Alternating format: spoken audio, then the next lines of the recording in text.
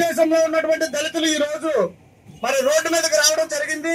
మరి ఇదే సందర్భంగా మరి ఇక్కడ ఉన్నటువంటి నర్సీపట్నంలో ఉన్నటువంటి మాకవరపాలెం మండలంలో నిర్మాణం చేపడుతున్నటువంటి మెడికల్ కాలేజీని ఇంకా నిర్మాణంలోనే ఉంది, తుప్పలతో ఉంది, ఎక్కడ ఊసలు అక్కడే ఉన్నాయి. అది కాలేజీ జరుగుతుంది, అడ్మిషన్ జరుగుతున్నాయి, చూపిస్తానని చెప్పేసి మరి ఈరోజు జగన్మోహన్ రెడ్డి గారు నర్సీపట్నం రావడం జరుగుతుంది. కడప జిల్లాలకి అతి సమీపంలో ఉన్నటువంటి చిత్తూరు జిల్లాలో అంబేద్కర్ విగ్రహాన్ని కాల్చేస్తే కనీసం అక్కడ విగ్రహాన్ని కానీ అక్కడ దళితులు కానీ పరామర్శించడానికి జగన్మోహన్ రెడ్డి వెళ్ళలేదు. నర్సీపట్నంలో ఫేక్ మెడికల్ కాలేజ్, ఫేక్ జీవోతో నిర్మిస్తున్నటువంటి ఒక మెడికల్ కాలేజీని తీసుకొచ్చి నేను ప్రజలు చూపిస్తానని చెప్పేసి ఏ మోహం పెట్టుకుని నర్సీపట్నంలో అడుగు పెట్టడానికి నువ్వు చిత్తపడ్డావు జగన్? నీకు అసలు పర్మిషన్ ఉందా మెడికల్ కాలేజీ కట్టడానికి? దొంగ జీవాలన్నీ చూపిస్తున్నావు. నేషనల్ మెడికల్ కౌన్సిల్ నుంచి నీకు పర్మిషన్ లేదు. ఏ డబ్బుతో నువ్వు నిర్మాణం చేపట్టడానికి ప్రజాధనాన్ని దుర్వినియోగం చేస్తున్నావు. నువ్వు విశాఖపట్నంలో ఋషికొండలో ప్యాలెస్ కట్టడానికి 500 పైన కోట్లు నువ్వు కుమ్మరించావు. దాన్ని అంతా సర్వనాశనం చేశావు. మెడికల్ కాలేజీ పేరు చెప్పి మళ్ళీ ఇక్కడ ఒక 1000 కోట్లు 500 కోట్లు ఇక్కడ కూడా నాశనం చేశావు. ప్రజాధనాన్ని లూటీ చేసి నువ్వు చేస్తున్నటువంటి ఈ యొక్క చీకటి పాలన, దుర్మార్గ పాలన ప్రజలందరూ తరిమి పెట్టారు. ఆనాడు నువ్వేం చెప్పావు? దళితులందరూ మా మేనమావులు, దళితులందరూ నా మేనమావులు అని చెప్పుకొచ్చావు. అదే దళితులు వేసుకోవద్దు కోసుకొచ్చావు. ఇక్కడ డాక్టర్ సుధాకర్ని చంపించేశావు నర్సీపట్నంలో. అలాగనే కాకినాడలో వీధి సుబ్రహ్మణ్యాన్ని ఎమ్మెల్సీతో చంపించావు. ఆ ఎమ్మెల్సీ ఒప్పుకున్నాడు నేనే చంపానని. కానీ నువ్వేం చేశావు? ఆ ఎమ్మెల్సీని బర్తరఫ్ చేయడం మానేసి ఎవరైతే దళితుల మీద దాడులు చేస్తారో వాళ్ళందరికీ మధ్య మధ్య పోస్టులు ఇచ్చి వాళ్ళందరినీ నువ్వు ఎంకరేజ్ చేస్తున్నావు. ఈ రోజు బాబాసాహెబ్ అంబేద్కర్ మా దేవుడు, యావత్ భారతదేశానికి దేవుడు. ఈ రోజు నువ్వు గతంలో ముఖ్యమంత్రి చేసావంటే బికాజ్ ఆఫ్ కాన్స్టిట్యూషన్. ఆ కాన్స్టిట్యూషన్ లో లేకపోతే నువ్వు ముఖ్యమంత్రి అవ్వలేవు. అదే కాన్స్టిట్యూషన్ ప్రకారంగానే ఓటు హక్కు ప్రతి ఒక్కరికి ఇచ్చారు. దాని ప్రకారంగానే మేము ఓట్లేసి చెప్పడం జరిగింది. కాబట్టి ఈ రోజుకైనా నువ్వు బుద్ధి చెప్పుకొని నువ్వు ఎయిర్పోర్ట్ నుంచి వెనక్కి వెళ్ళిపోవాలని చెప్పేసి మేము కోరుకుంటున్నాము. మేము డిమాండ్ చేస్తున్నాం, కోరడం కాదు, డిమాండ్ చేస్తున్నాం. అట్ ది సేమ్ టైం మేము గ్రామాల్లోని పల్లెల్లోని ప్రతి గ్రామంలో అంబేద్కర్ విగ్రహాన్ని ఆయన మా దేవుడు కాబట్టి మేము నెలకొల్పుకుంటున్నాం. అలాంటి విగ్రహాలను దుచ్చరి చేసి నువ్వు రాంగ్ డైరెక్షన్ ఇచ్చి వైసీపీ నాయకులందరినీ రెచ్చగొట్టి దళితులు సర్వనాశనం చేయడానికి నువ్వు బయలుదేరు అని చెప్పేసి నేను చెప్తున్నాను. దళిత సోదరులారా, వైసీపీ జెండా మోస్తున్నట్టు నా సోదరులు ఎవరైతే ఉన్నారో వాళ్ళందరికీ నేను చేతులెత్తి నమస్కారం చేస్తాను. జగన్మోహన్ రెడ్డి పార్టీ అంబేద్కర్ అవమానిస్తున్నారు, రాజ్యాంగాన్ని అవమానిస్తున్నారు, మన దళితులు చంపేస్తున్నారు.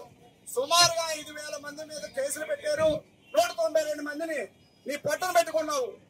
నీకు అసలు జగన్మోహన్ రెడ్డికి చిత్తశుద్ధి ఉంటే ఆ పులివెందుల ఎమ్మెల్యే కూడా నువ్వు రాజీనామా చేయాలి.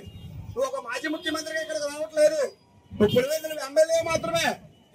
నీకు 40% మంది ఓట్లు వేసారంటున్నావు. ఆ 40% మంది ఓట్లు వేసిన వాళ్ళకి నీకు సమాధానం ఏం చెప్తావు? నువ్వు అసెంబ్లీకి వెళ్ళకపోతున్నావు. 11 మంది అసెంబ్లీకి వెళ్తే నీకు సిగ్గుసేటా? నువ్వు ఎప్పుడు సిగ్గుపడాలి? అసలు ఎలక్షన్ లో పోటీ చేయడానికి నువ్వు సిగ్గుపడాలి. ఎందువల్ల? నీకు 11 సీట్లే వచ్చాయి కాబట్టి వెంటనే ఆ రోజు నువ్వు అసెంబ్లీకి వెళ్లకుండా నువ్వు రాజీనామా చేసి ఉండాలి. రాజీనామా చేసి ఉంటే మేము కూడా గౌరవించేవాళ్ళం. ఈ రోజు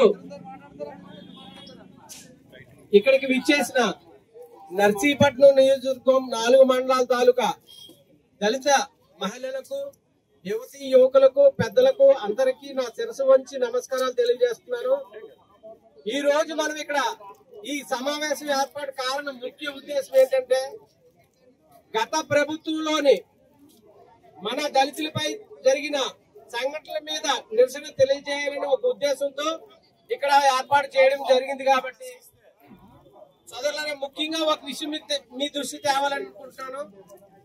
నా పేరు మర్ర అప్పలరాజు, నర్సీపట్నం మున్సిపాలిటీ 3వ వార్డు నివాసిని. నేను ఒక దళిత మాల కులస్తుని. సోదరులారా, నా దృష్టికి వచ్చిన ఒక విషయం ఏంటంటే మనకి లేటెస్ట్ గా జరిగిన సంఘటన చిత్తూరు జిల్లాలో ఒక ప్రాంతంలోని ఎదురుకుప్పం అనే గ్రామంలో మన దళిత నేత అంబేద్కర్ విగ్రహాన్ని నిప్పెట్టించారు.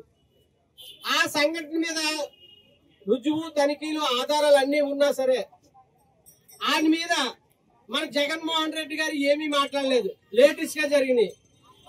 గత ఆయన ముఖ్యమంత్రిగా ఉన్నప్పుడు కూడా మన దళితుల మీద ఎన్నో హత్యా ప్రయత్నాలు, కేసులు, దుమ్మీలు ఎన్నో జరిగాయి.